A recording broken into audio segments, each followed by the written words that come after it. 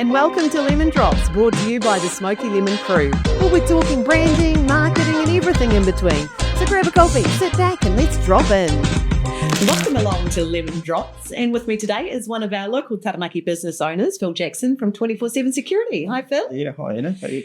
Yeah, good. We finally convinced you to come in here. It's a little bit new, isn't it? A little bit, yeah. A bit different. Yeah. But Phil, you and your wife Raywin have 24/7 Security Solutions. Yeah. And I've always been interested in podcasting with you because there must be some interesting stories when it comes to being security for different places. Yep, definitely. Yeah, so I know you're not allowed to tell too much, but hopefully we can squeeze a few things out of you. Yeah. So tell us the story of how you and your wife Raywin got into security industry. Right, so we started back in 93. We were working for a contractor at that stage. Opportunity arose for us to take on a contract for a company called Securitas.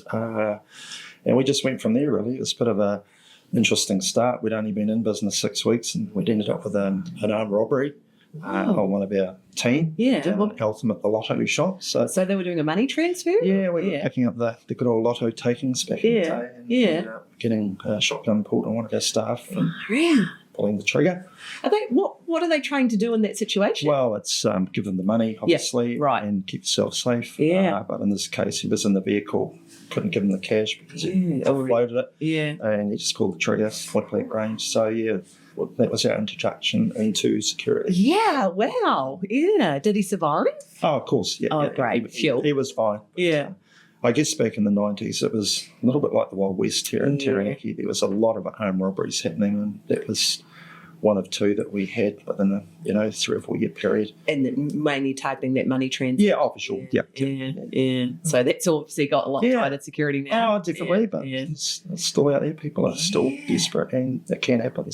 So you launched 24/7 Security Solutions as your own company after being contracting to a place for quite a while. Yeah, so we started 24/7 back in 2014 is really when we got started with it after a long period of being contracted to your national companies. So we kicked it off around then. Yeah. Long ago, 10 years ago.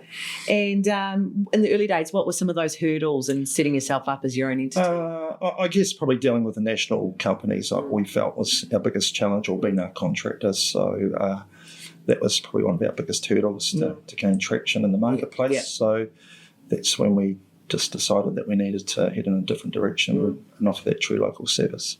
Which is, because you've got to prove your integrity and everything. For sure. Before people will start using you, I guess. Oh, true. Yeah. How has being 100% locally owned changed your approach to those national providers? I don't think it's ever changed our approach. We've always been local, but I just feel we can actually deliver local 100% security business to Taranaki. It's good to be part of the community too. 100% it does, And because you guys are involved, basically any event we have, you and your team are there. Yeah, we appear to be. We probably do. It could be up to 250 events a year. Wow. It's only one part of our business. Yeah. Because what other sides are there as well? Well, we have our static guard team that we run, and that can be with oil and gas or hospital or airports, banks, anything that needs protection. Right. Then we have a mobile patrol team as well, which is out there round the clock looking after properties and escorting staff off site and responding to alarm activations. And they are put into that job because a business has contacted you asking for that? Yep. Yeah. A lot of companies in Taranaki that need that additional support to protect their property after hours or during working hours. So, there is a need for it. There is, Particularly when you've got people coming and going from your property or your business. It's always good to have another set of eyes across it and ensure it's secure. I had protection in my previous job and had to arrive very early and your guys let us in the building and it was such a peace of mind turning up knowing they were going to be there. Yeah, sure. And whatever they would fix whatever we encountered, Exactly. Yeah. And we do a lot of that for people, there's a lot, the market's changing out there with people and how they behave. So it's important that, the community out there sees that as a real benefit. Yeah. It just feels well, they can make a phone call and they can have all this taken care of. Yeah, which is what, you guys are one of your arms. So what kind of challenges are unique to businesses and events in our region? Probably for us here, we're regional, but we run international events. So True. we don't have the resource of the Aucklands and the Wellingtons and the Christchurch. So I guess that's a point of difference, really, that we manage for a small place. We manage to put on international events here at the Bowl, or wherever we can deliver. So. With your whole team. Yeah, sure. How do you adapt your strategies, like large public events to this private business protection? Yeah, strategy is all about the client first and what their needs are, really, and just building a plan around it and deliver. So do you have a team of guards for this, a team of guards for that, or they're more versatile? Versatile, really. We're regional, so we have to be versatile with our staff pool and how that works. So, yeah. We just have them versatile so we can deliver when we do have big events like that, so we can deliver. Have they all been through like self-defence courses and stuff? Yeah, we do. We do de-escalation training for our team initially, and then we have so they can get their COA or their security guard licence, but then we have other training on top of that just to ensure we keep them safe. And of course the public too, it's all about the communication, which is really critical. Yeah. And what we do. So words to diffuse the situation first and foremost? Oh, always. Yeah. That's the number one go-to. Yeah. How's technology changed the way that your team handles surveillance and monitoring and those sorts of things? Yeah, it's changed a lot. We've got some really good technology that we use within our business with our GDS system for our reporting to all our clients and with AI, it is changing things on the way we do things. But I guess you can't get away from that people aspect. No. It's really a combination of both between technology and people. Yeah. Well, people will always be there, won't they? For sure. Yeah. All right, Phil, let's do some behind the scenes, some of those curly ones that I've always been interested to know. So, but can you talk about a moment or a plan that went out the window and you had to improvise on the spot? Probably in some of our protests that we've had. Okay. And supporting our clients with protesting. So you never know what you're going to get with protesters. So there are times where you've definitely got to improvise and change your plan up or down, depending on that. So because you don't know how the crowd's going to respond as well. Yeah. Correct. So an example of that was you were doing detail at the Ziggy Marley concert in Australia, and there was some protesters there. Oh, there was an Australian. Yeah. Correct. And so how did your staff de-escalate that? We weren't involved in that one, but of course we assisted them here in Yeah. So there was a few issues in Australia. Yeah. I guess we just we become a second layer really because they obviously have their own security detail with them.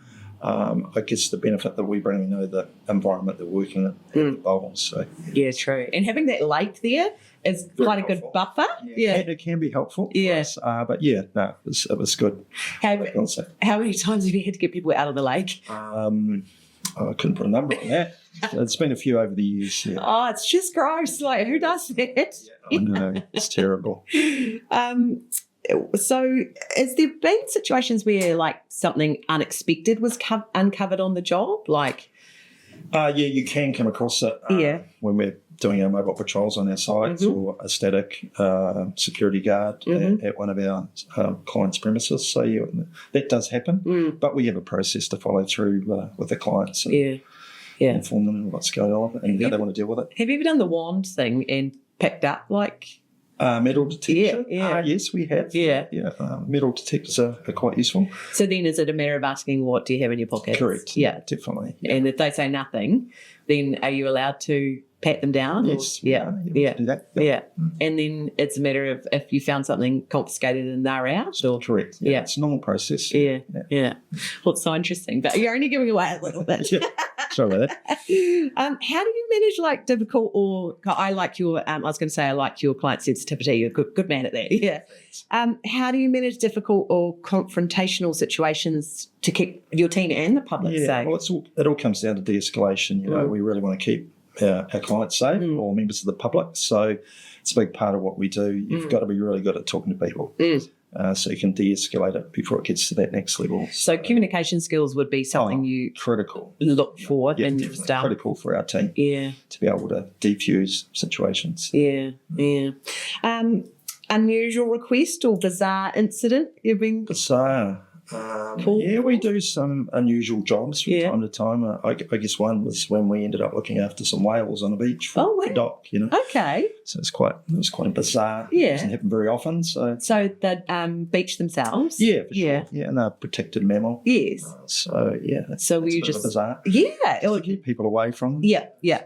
And the people and Doc were there taking care of the dock. For sure. The whales. Yeah, for sure. Interesting, because that's an example of you wouldn't know, that you're going to be today when we woke up, didn't know we're going to be doing exactly. whales. Yep. Yeah, wow. So we just touched on that, qualities you look for when hiring security personnel. Yep. So communication skills? Definitely. Yeah. I think it's enthusiasm to be in the industry. I mean, we can teach people what they need to know, but they've got to have the want to be there. For sure. Yeah. Physical? Like, do they have to be tall or strong? Can help from time to time, but not necessarily. Yeah. I think it comes down to your ability to communicate in that open space with people. Yeah, first and foremost. Yeah, sure. Do you do do they go on obstacle courses like for the police force, like to check fitness? Not to that degree. No, not so much. We're really more about that hospitality role, just managing people and keeping them safe and directing them. And yeah. What are your team armed with? A radio. And just good communication. Yeah. Just go out to talk to people. So they don't have tasers or... No, we don't have tasers. Yeah. No handcuffs? No handcuffs. No baton? No. Oh, dull.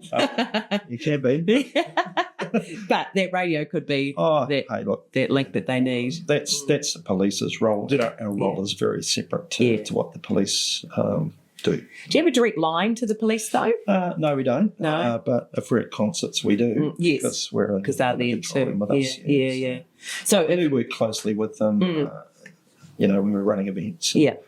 Large scale things like that. So if your team were doing detail somewhere for a private thing or whatever, they'd just ring 111 like everyone else? Not necessarily. No. We might have a direct line depending on what the situation is or what the job is. So, that already and that's all. Yeah, it's all pre-planned with the police and us and the client. Yeah, how we're going to manage it. Because that's part of that planning your de-escalation. Yeah, sure.